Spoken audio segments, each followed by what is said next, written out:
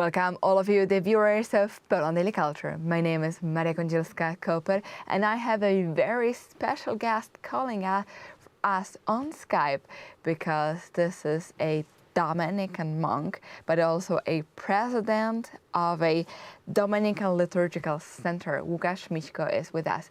Can you hear me? Yes, I can hear you. Thank you for inviting me. My pleasure.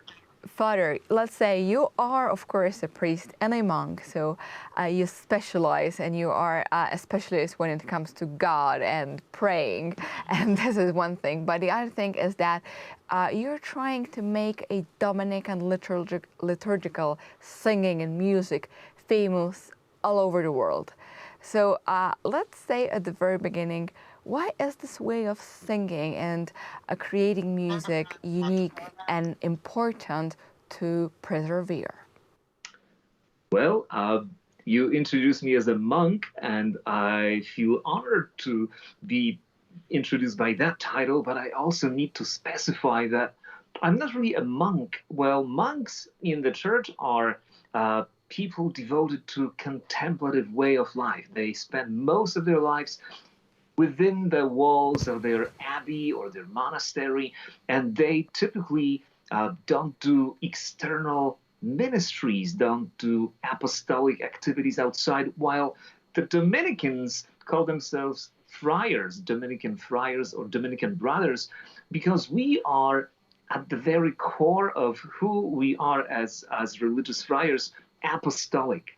So yes, we live in communities, we pray as Dominican communities, we sing together as brothers, but then we feel that daily need, we feel compelled to go out and share with the world what we study, what we contemplate. So this is actually our Dominican motto, to contemplate and to share the fruits of contemplation with others. And for us here in Krakow, singing is a way of preaching, is a way of sharing the gospel of Jesus Christ. And why is it so important?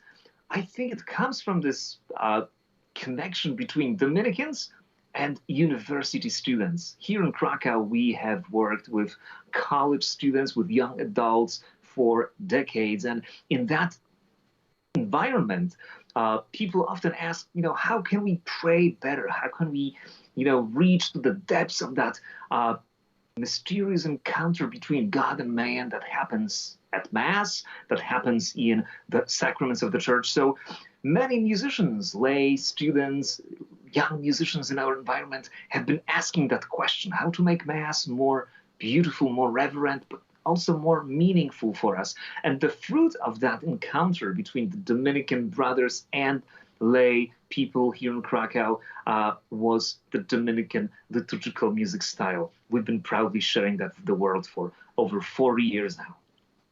Well, it sounds wonderful and amazing, and justify that the use, as you mentioned, is not only for the friars, not only for people in the church, but also for the lay people who are also in the church, but very often they want to participate stronger or be engaged in the Mass as well. And through this opportunity of singing and being in the choir, they have this opportunity which you are creating. So you mentioned it's already 40 years of the center working. What do you specify in? How do you teach people to sing? Of course. We believe that the best way of teaching people is to invite them to belong, to feel like it's not a performance for them to listen to, but rather an activity that includes everybody. There are some professional singers, there are some amateur musicians, and just normal people who come to Mass. We, in a way, don't want to make that strong distinction between the choir and the rest of the congregation. And I think that's the first characteristic of our Dominican style. It's meant to be so simple that everybody can sing along. Obviously, people who are in the choir, we call our choirs schola, which also adds this extra meaning. It takes away from this performance quality of a professional choir, but it says, it's a schola, which in the Catholic tradition means it's just a small group of people who lead, who cantor the music, but the goal is to include everybody. So what we teach is basically every Sunday Mass. And sometimes we do hold little rehearsals. We go out before Mass and say, hey, there's this new piece we'd like to sing today. We'd like to introduce, so let's practice for a while. But this is not necessary. In a way, our music is so simple and singable that we believe normal people who come to Mass can gradually join in. Now, We of will course, we put hope. point here and we will continue this discussions in the next episode. But right now what is left for me is just to invite all of you, the viewers of Poland Daily Culture, when you will be visiting Krakow. And this is also a beautiful place for all sightseeing and to visit.